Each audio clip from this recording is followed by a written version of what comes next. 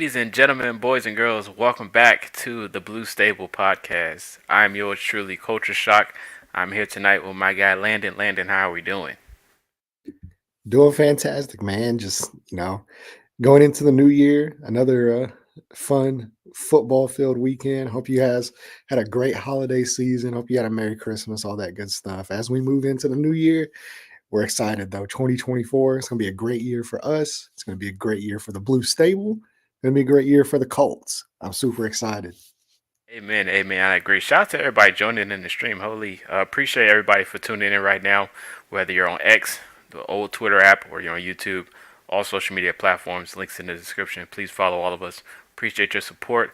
Let's hop into some football. We're talking Colts and Raiders. Happy holidays and happy New Year's if you're watching this before or after. Appreciate you. But we're talking Raiders and Colts.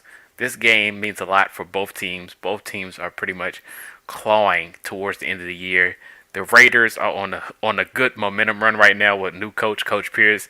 Got them boys shaped up, top tier form, and they don't even got their starter quarterback. They're playing some good football, so I'll give them their flowers. Our guy we interviewed him, Trey Tucker, happens to be for the Raiders. So shout out to Trey Tucker. He out there, so we'll be seeing him this week. So it's gonna be real interesting, man. But before we get into it, last week wasn't the greatest. The Colts happened to lose last week. It had to be one of the another bad performance on both sides of the field. Gardner Minshew did not have a great day, and he's going to be one of the questions that we're going to talk about later going into this situation. But is there anything else you wanted to bring up of last week's debacle of the Colts football before we move on to this topic? I mean, there's a lot of stuff we could bring up. But, rearview mirror. We put last week behind us. Nobody wants to talk about the mess that game was, but it definitely would not be the Indianapolis Colts, football without squandering the opportunity right in front of you. Be able to control your own destiny, be able to breathe easy, take us, relax a little bit. No, that's not what this franchise does. They're gonna make you sweat the whole way. So now we move into another week where looks like we're gonna be sweating. Yeah, absolutely, man. Last week just wasn't great. This week is going to be a little tough because we're going up against a team, which we're going to talk about now, the Las Vegas Raiders. I think we all can agree one of their best spots on that team is their defense. Their defense has been wreaking havoc for the last 3 weeks, in my opinion.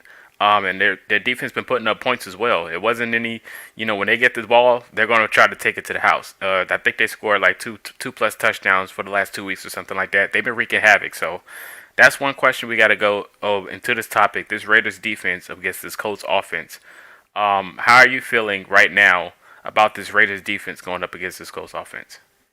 I mean, nervous, of course. I mean, you would have to be. Luckily, I mean, Braden Smith practiced this week, so we're hoping that he plays because really the key and the engine behind what this Raiders defense has been doing has been their defensive line. Max Crosby, everybody knows that name for sure, but they got a rotation of dudes out there that have really been playing good football, and it's going to be really tough on this Colts offensive line. Like they're going to have to come to play, and if they put the effort out there that they put it last week or in the Bengals game or anything like that, there's a very good chance they're going to end up not being able to win this ball game. Yeah, shout out to Kuntz. Kuntz happened to be on the line for the Raiders. He's been having himself a nice little spurt for 3 weeks. I think he tallied up about 3 or 4 sacks in this last span of 3 games. So shout out to Kuntz for the Raiders. He's a sneaky athlete, on the Oh opposite side yeah. of Crosby. So he's definitely been wreaking havoc. So that's going to be something interesting to look out to. While we keep moving forward, the offense definitely going to have to gain some type of momentum for the Colts. They are at home. Hopefully, Minshew can have some type of Minshew mania we're going to be talking about in a little bit. But we got to bring up the injury report. The injury report got some names. It was kind of long. It was a grocery store receipt. We're kind of used to that as Colts fans looking at these injury lists. Yeah, week Um, 17, that's pretty much the norm for everybody. yeah, absolutely, absolutely. So, starting from the beginning, Cameron McGrone, he had an illness. He's questionable for the game. DJ Montgomery, he got a groin injury. He's questionable. Zach Moss is out this week. Singun Alubi, he got a hip injury, but he was full at practice. That's good to hear. Michael Pittman Jr. is questionable. He was practicing this week. I know he was up in the air at the beginning of the week, didn't play last week. But It's good to hear that he's questionable to play because we're definitely going to need him, especially after last week's performance without him. For Jack Anderson, the backup center, illness, but he's full practice. Braden Smith, practice all week, so he's questionable to go. We desperately need him. I know you just mentioned him. Amir Speed had a knee injury, but he was in full practice. DeForest Buckner, you guys know how he go. He barely practices. He pretty much can play on the fly and still wreak havoc. And Kenny Moore is a new one that was brought up earlier today. I'm pretty sure we all seen it. He had a back injury that was listed. Did not practice all week. And he just got put on the injury report today, but he's questionable to go. That's a guy that we're desperately going to need. He had an amazing season so far, and we're going to need Kenny Moore on that field against the Raiders, especially with at stake. You have a chance to make the playoffs. You're going to need all hands on deck at this point. So we got to talk about Gardner Minshew. Gardner Minshew has been a roller coaster, and I think that's something we're used to saying at this point with this. Even when we were going through the quarterback carousel before we drafted Richardson, it's been a roller coaster at quarterback for about 3 or 4 years now. Unfortunately, Richardson went down with an injury, so Minshew stepped in. He has some bright spots, but he had his low spots, and when it's low, it's low. So just give me your thoughts of Minshew's approach against this Raiders defense. How should he play? I'll leave it to you. Yeah, well, really, Gardner Minshew, he's a backup for a reason. This is a guy that he's not going to outright win you games, on the strength of his arm or on the strength of his legs. Like, whereas Anthony Richardson can, as you saw in that Rams game, which, Mm-hmm. granted they lost, but, and then, early in the Texans game before he went out and, really early on in the season, like that guy's the definition of a playmaker. He can carry an offense by himself. Gardner Minshew's not that guy. He can't carry an offense by himself. What he can do is keep you afloat. And that's really what it's been like all season. He has days where things are going great. He's making, good decisions out there, getting rid of the ball quick, attacking downfield, using Alec Pierce, Michael Pittman Jr., Josh Downs, these tight ends. And then there's days like, the Cincinnati game. There's days like, last week.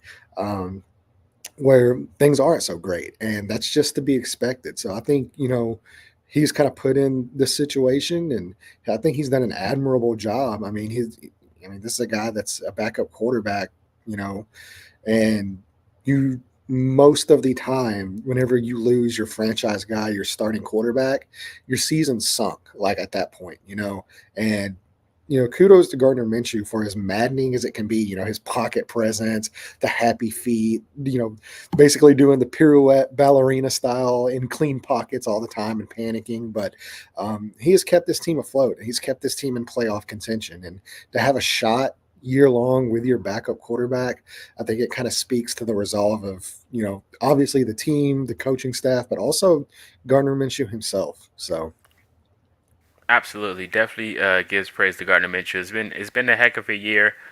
His offensive line hasn't been consistent, battling injuries on that line, so that's definitely going to pay a toll, especially for a guy like Gardner Minshew at the backup quarterback. He can make plays on his feet. He is kind of mobile, but when there's chances when the offense is kicking motion and he has his time, he gets those passes out really quick, especially the RPO scheme. This Colts team is probably the only team that runs RPO the most in the NFL. I know that was listed at number one a few weeks back, probably still number one, but when he gets yeah, the ball out quick and he's at that fast paced tempo, that's when Gardner Minshew turns into Tom Brady.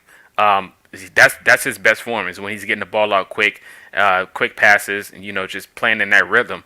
Hopefully we can see that this week, especially against this pass rush. We still got players coming back from injury like Braden Smith and things of that nature, so the offensive line's still going to take some time to develop. But if you have that offense when it's fast paced and playing at Minshew's tempo, so he doesn't make the mistake, I think we'll be in good hands. Moving forward to the next topic, Jonathan Taylor. Jonathan Taylor last week, going up against this Raiders team. The Raiders defense is stagnant. They're really good.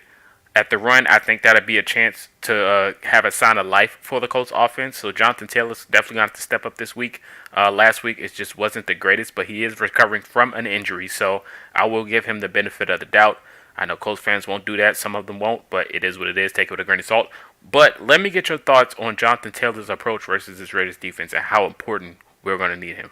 how important he Yeah, is. well, I mean, it's the utmost importance for sure. It starts up front with the offensive line, but on that short list of playmakers, he's right at the top, and he's a guy that, unlike Gardner Minshew, like as we've seen in the past, he can carry an offense on his back, and he's going to need to do that this week. You're going to have to alleviate some of that pressure from Gardner Minshew. Now he is dependent, like most every single running back. He is going to be very dependent on the interior of that offensive line getting a push. But if he can make just a few explosive plays, get into the end zone, and really make his presence felt, that's really what you're looking for. And he's a guy that has that ability that anytime he touches the ball, he can break one. We've seen it numerous times, and really at this point, it's up to the coaching staff to continue to feed him and not go away from it. This is not an offense. Granted, Shane Steichen, you pass the score, you run the win, but this is just not an offense that's built to go, for Gardner Minshew to throw the ball 40 to 50 times a game. That's just not what you want. So, hopefully they're able to get up early. They're able to utilize Jonathan Taylor. They stick with the run. They stick with Jonathan Taylor and you know profit. Yeah, I agree. Especially when you come to the Jonathan Taylor point, because it just dawned on me.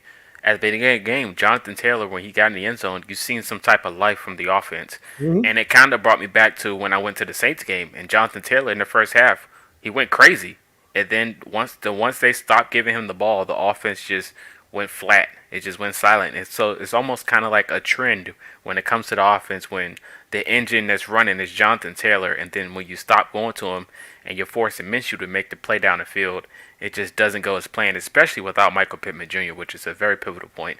So I do hope the run game does find life this week. I think it's very possible. But we got to talk about the Raiders' run game now because it's very possible for them to go crazy because I don't know if you noticed, shout out to Grover Stewart, love him to death. But I do think the run defense has still been having some issues. And it's not against star running backs, it's against the backups. And one of the things that's going into this week, even if Josh Jacobs is not available, Zamir White from the Raiders just went crazy against the Chiefs. I don't know if he was watching that game, but Zamir White almost I had 200 did. rushing yards, and he didn't score. So that's like all purpose, and it's kind of crazy. So I know the run defense has been a headache so far for the Colts. So how important is this Colts run defense against this Raiders offense that could be scary? It could be a potential upset for sure. Well, yeah, I mean the defense in general, not just the run defense, but the defense in general. Um, I brought up the point last week. This Yep. should be a game where, Kyle Pitts feasts. This should be a game where Bijan Robinson feasts. If Arthur Smith allows them to do so, it just so happens he actually did, which is a very rare occurrence. But this Raiders offense, it's kind of the weak point of their team right now as far as throwing the ball and doing that. But they're able to run the ball really well. And this Colts defense, man, like I stated last week, I don't trust them. Like I still do not trust the scheme. I do not trust the lack of blitzing and loading the line of scrimmage. It's just I don't really know what to say. I just don't trust it. So this is a really recipe for disaster for the Colts because the strength of what the Raiders do well matches up really well with the strength of what the Colts do well, and then the weakness matches the weakness. So it's really going to come down. Like I really do think this game is going to come down to which weakness turns into a strength for what team. So I think if the Colts' weakness, which is their defense, if it comes to play, I think they're going to walk away with a win. But if the Raiders' offense comes to play and this Colts defense doesn't, there's a really, really good shot this Raiders team ends up winning this ball game.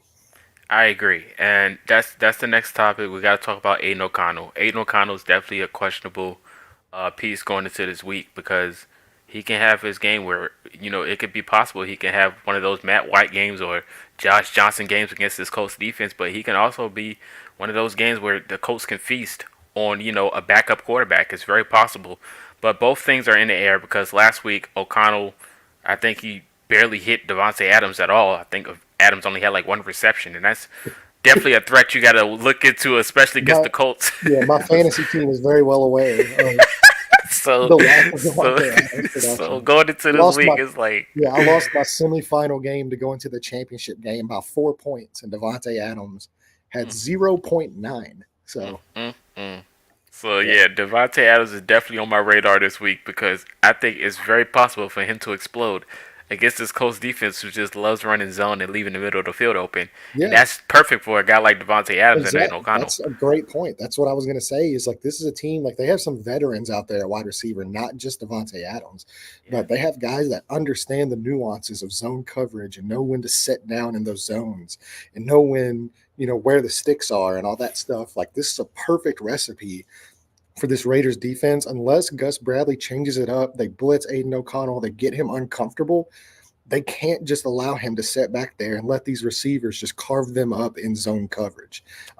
Because if they do that, they're going to lose this ball game. Just I point agree blank. 100%. The guys that comes to mention, of course, Trey Tucker, that's our guy right there. Jacoby Myers, Austin Yeah, Hooper, Myers has been balling too. yeah, Like Myers has been going off here lately, Hunter and Renfro. Like yeah, they got some names out there. We know Hunter Renfro because that was the guy that beat us the last time. but he hasn't even Kenny really been Moore. playing that much. Honestly, Yep. it's really everybody else that's really kind of picking up the slack. But yeah, these like I said, these are veteran guys.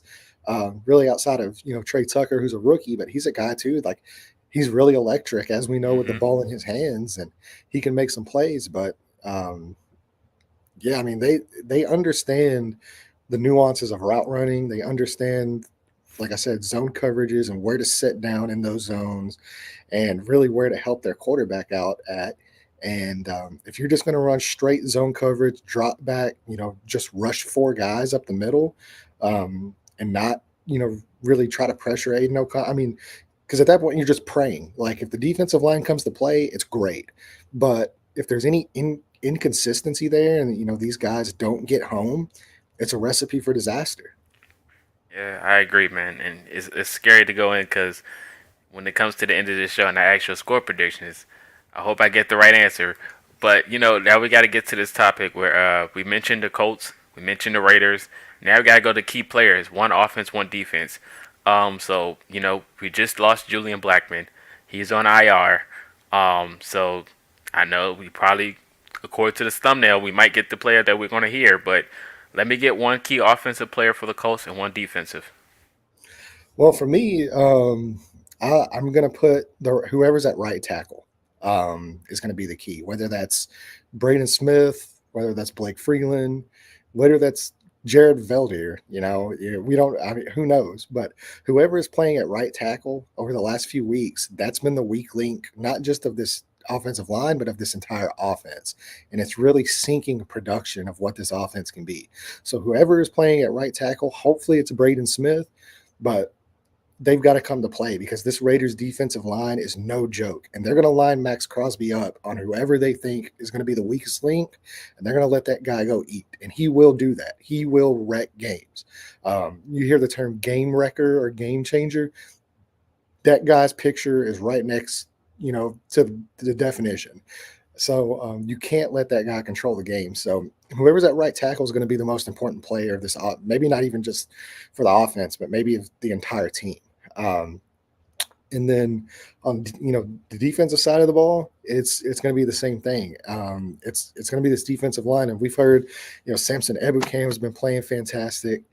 Dio's been playing really good, obviously Buckner, but we still have yet to hear Quiddy Pay, like just like a massive day from Quiddy Pay. And this is a former first round pick. So I think for this defense to step up, I think Quiddy Pay is going to have a huge day. I think he's going to have to get at least 2 to 3 sacks and really set that edge in the run game.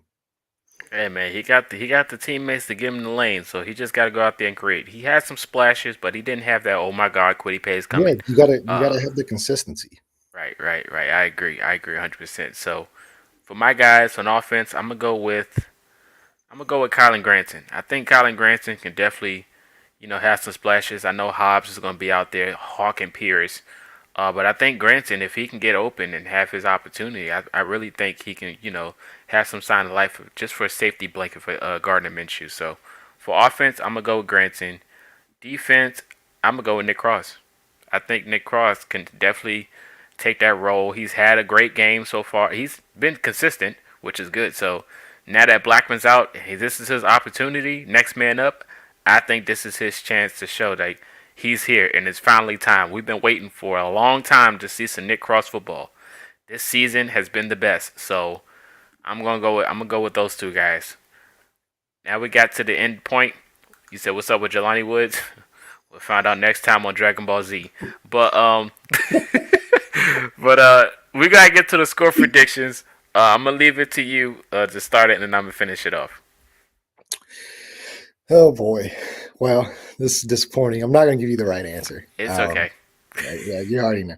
I don't trust this Colts defense. I don't trust it, and I don't trust the scheme. I don't trust Gus Bradley, and I think the Raiders' strength right now. I think they're just playing too well. Like, and they're playing like a team who wants it. They're playing, and the Colts, for whatever reason, whenever the Colts seem to get in this situation, and it's not just this year, because obviously we don't know this year, but in years past, history tells us that whenever the Colts are in a position to control their own destiny, to really buckle in and make things happen for themselves, they falter every time, and it's just unfortunate. So I'm going to side with history on this one. I think this Raiders defense, I think they get the job done. It's going to be an uphill battle, and I just think this Colts defense falters one too many times. Devontae Adams makes a few plays, um, and I think the Raiders come away. And not to mention, like, the Colts have not been good at home this year. This has been a road team. Hmm. They have not been good in Lucas Oil Stadium. So I actually think that's a disadvantage for the Colts to be playing at home. And there's just so much on the line that it's just one of those things, like, until I see it, it's hard to buy in and it's hard to believe that it's going to happen. So, yeah, I'm going to take the Raiders in this one. I'm going to take Raiders 17, Colts 13. I like it. I'm gonna go with the home team here. I think the Colts can wheel it in. I'm only gonna say that because I know Minshew is a roller coaster. Last week was a down week. I think there's gonna be an up week for Minshew. I think it's possible. He's gonna get banged up. Don't get me wrong. I know Crosby and them's going to attack him, but I think he can hold us over and lead us to victory. So I'm gonna go Colts winning by a field goal. The highest paid kicker is gonna win us the game. I'm gonna go 23-20 Indianapolis Colts. It's gonna be a good show. You guys tune in. I did mention it was gonna be a movie. I'm pretty sure it's gonna give us the thrill, the sadness, the suspense, all of that. All of the things a good movie will give you. I think that's what's gonna happen. I want Anthony Richardson back too. I see you in the comments. I want him back. But it's that's what's gonna be happening. So you guys tune in. Happy New Year's again from the Blue Stable, from Landon, from me. You guys give us your thoughts in the comment section. Follow us on all platforms. I'll be live on during game day to watch the game. So if you guys want to watch it with me, react, all that good stuff, tune in. But that's all we got for you guys tonight. We appreciate you. Enjoy the rest of your night. Stay safe during this weekend. I would love to see you guys on Sunday. But until then, that's all we got. We are out.